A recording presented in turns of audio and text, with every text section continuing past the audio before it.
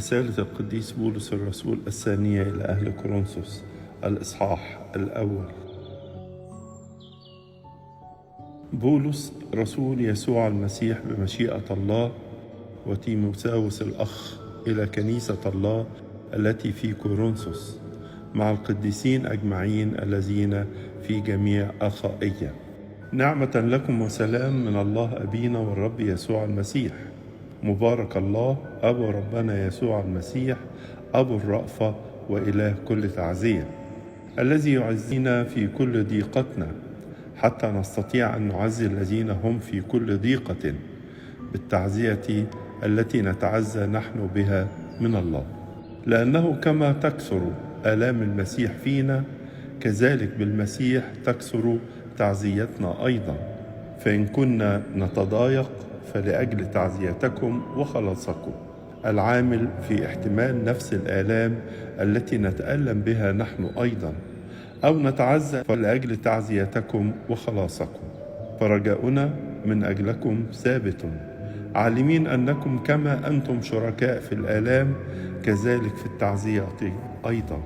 فإننا لا نريد أن تجهلوا أيها الإخوة من جهة ضيقتنا التي أصابتنا في آسيا، أننا تثقلنا جدا فوق الطاقة حتى أيسنا من الحياة أيضا.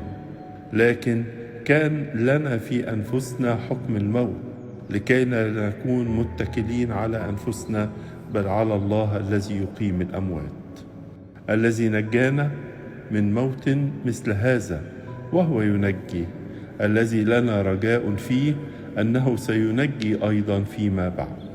وأنتم أيضا مساعدون بالصلاة لأجلنا، لكي يؤدى شكر لأجلنا من أشخاص كثيرين على ما وهب لنا بواسطة كثيرين. لأن فخرنا هو هذا، شهادة ضميرنا أننا في بساطة وإخلاص الله، لا في حكمة جسدية، بل في نعمة الله تصرفنا في العالم، ولا سيما من نحوكم. فإننا لا نكتب إليكم بشيء آخر سوى ما تقرؤون أو تعرفون، وأنا أرجو أنكم ستعرفون إلى النهاية أيضا، كما عرفتمونا أيضا بعض المعرفة، أننا فخركم كما أنكم أيضا فخرنا في يوم الرب يسوع. وبهذه الثقة كنت أشاء أن آتي إليكم أولا، لتكون لكم نعمة ثانية، وأن أمر بكم إلى مقدونية، وآتي أيضا من مقدونية إليكم، وأشيع منكم إلى اليهودية. فإذ أنا عازم على هذا، ألعلي استعملت الخفة، أم أعزم على ما أعزم بحسب الجسد، كي يكون عندي نعم نعم ولا لا. لكن أمين هو الله أن كلامنا لكم لم يكن نعم ولا، لأن ابن الله يسوع المسيح الذي كرز به بينكم بواسطتنا، أنا وسلوانس وتيموثاوس، لم يكن نعم ولا، بل قد كان فيه نعم. لأن مهما كانت مواعيد الله فهو فيه النعم وفيه الأمين، لمجد الله بواسطتنا. ولكن الذي يثبتنا معكم في المسيح وقد مسحنا هو الله، الذي ختمنا أيضا وأعطى عربون الروح في قلوبنا. ولكني أستشهد الله على نفسي أني إشفاقا عليكم لم آتي إلى كورنثوس، ليس أننا نسود على إيمانكم، بل نحن مؤازرون لسروركم، لأنكم بالإيمان تثبتون. نعمة الله الآب تكون مع جميعنا، آمين. الرسالة دهيت كتبها القديس بولس بعد وقت قليل من كتابة الرسالة الأولى، والحقيقة معظم إصحاحات الرسالة دهيت تبدو أنها رسالة شخصية يدافع فيها الرسول عن رسوليته، وبيحكي جزء من تاريخه الروحي، ويعلن افتخاره الكامل بالضيقات لأجل الخدمة، ويحاول أن يزيل كل الشكوك اللي أثيرت حول شخصيته.